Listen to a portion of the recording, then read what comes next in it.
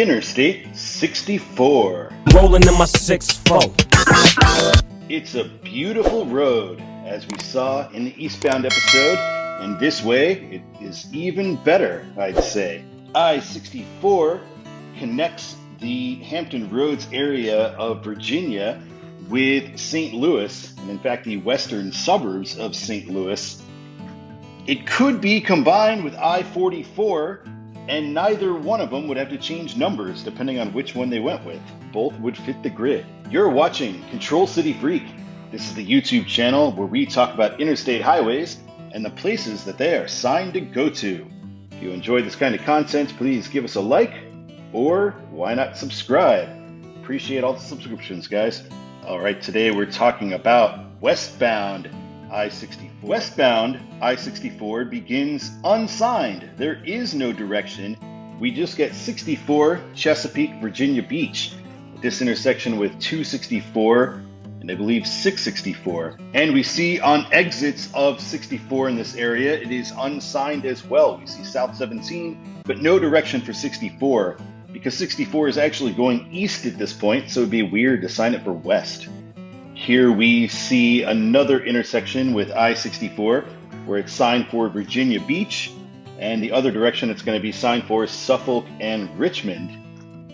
At this exit, 14A and B, we finally get direction signs for I-64. And now we finally get an overhead pull-through saying west instead of unbannered. And we get Hampton and Richmond. I think I'd probably just go with Richmond here. Interesting that westbound we have no signs for Norfolk, but that makes sense because the 3-digit 64 numbers are the ones that actually go there. Here we go into the cool bridge tunnel thing. And once we are on the other side of the bridge tunnel, when we're near Newport News, it is now signed for Williamsburg and Richmond. So Virginia going with 2 control cities so far here. Williamsburg and Richmond continues on the way to Colonial Williamsburg. Famous place, I guess, for tourists, so that makes sense. Here's the first mileage sign we'll look at in this episode. We see Williamsburg, Richmond, Charlottesville. Nice. All places that most people have heard of. After the exit for Williamsburg, we are now signed 64 West Richmond. We meet 295 on the outskirts of Richmond, and it is still signed for Richmond, 295 for Washington and Rocky Mount. We're meeting I-95, so 95 and 64 will merge together. Will be 64's first of many concurrencies with odd-numbered roads. And as always, 64 will be using the exit numbers for the other road. And we see 2 West 64, Charlottesville. Interesting, Charlottesville is not signed eastbound, but it is a main control city westbound in Richmond. I think it makes sense. It's by far the biggest city 64 will pass through in Virginia, the rest of its way through Virginia. Also fairly famous place, home of UVA, so pretty well known. And we see on this pull through, 64 West, Charlottesville. On the next mileage sign, Charlottesville is only the second one on the line. We get Stanton as the third city on the line here. And within Charlottesville, we meet US 29. We see 64 East Richmond and 64 West Stanton. And Stanton remains the primary control city. I can't say I agree with this one at all. Stanton is where we meet I-81. But I can't imagine anybody is taking 64 west to then go north on I-81 because there would have been other roads they could have taken. If you're going to go on I-81, all traffic is almost certainly going south. So I feel like this should just be signed for Roanoke. I know 64 doesn't go there, but 81 does, and it's the next major-ish city that we meet. And when we meet I-81 signed north for Stanton and Winchester, and 6481 for Lexington and Roanoke.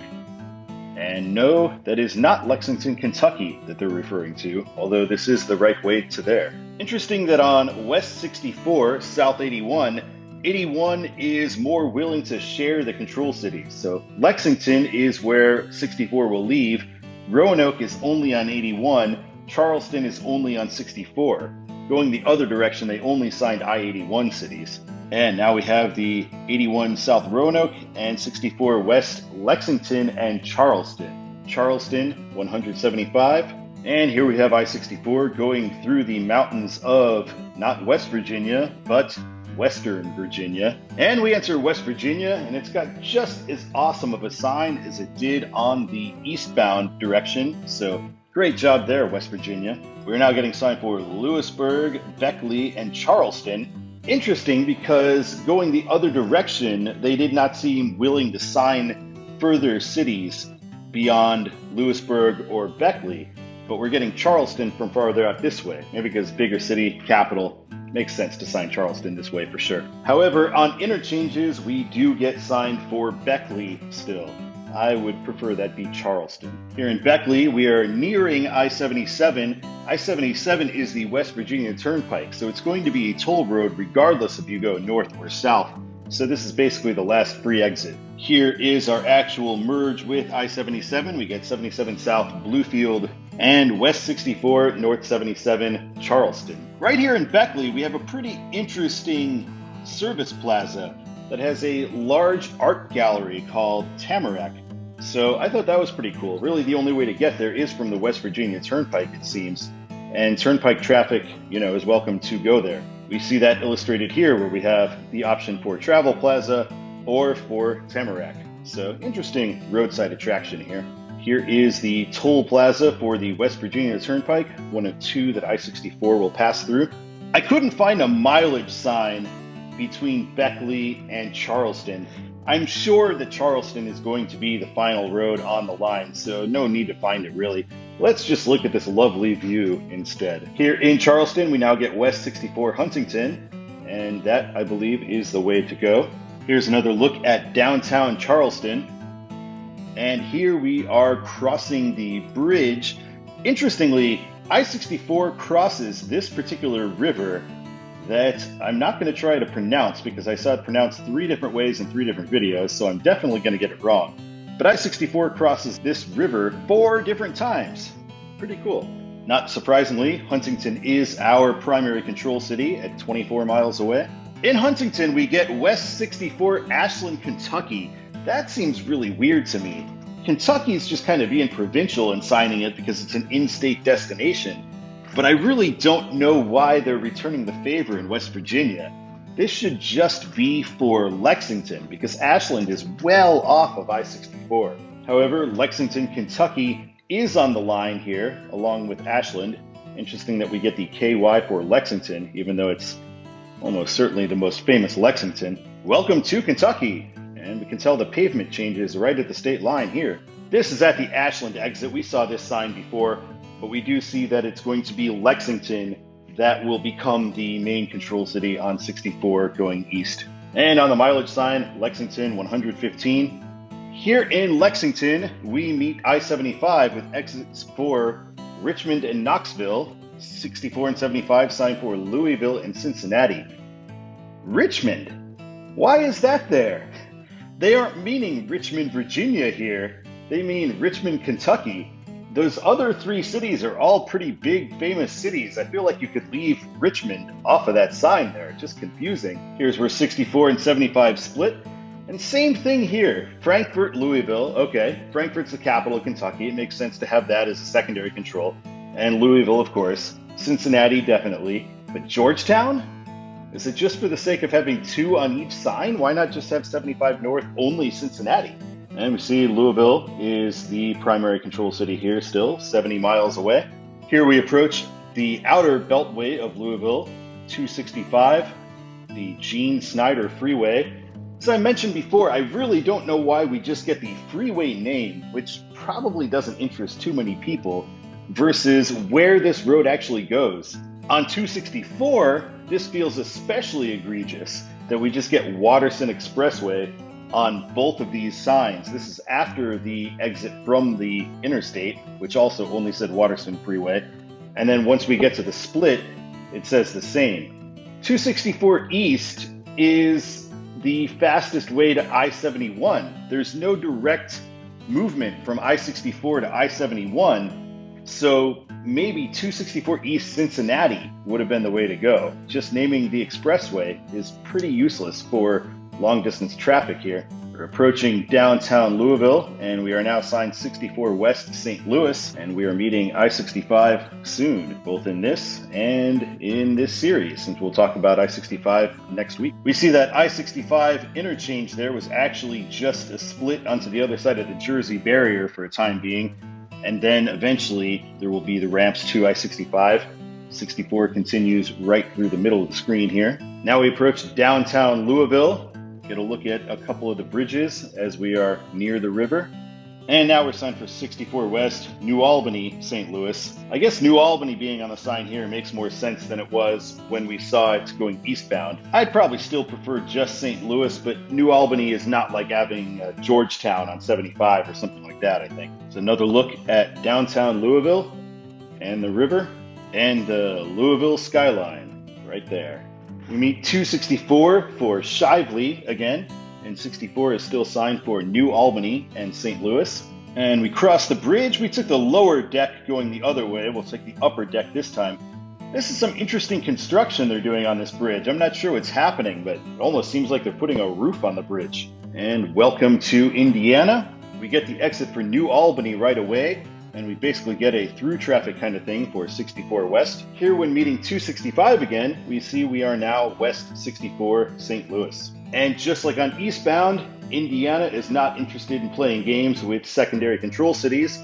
At random interchanges, we are signing West 64 St. Louis. Interesting that Evansville's not there. I thought Evansville would probably be the secondary control city throughout Indiana, but it is not. Here's where we meet I-69, the route to Evansville. And just like in eastbound, we get no north control city for I-69. I presume they are going to put Indianapolis in there, but I think I-69 is not complete yet, so they haven't done it yet. Welcome to Illinois. We get a rest area right away. Awesome.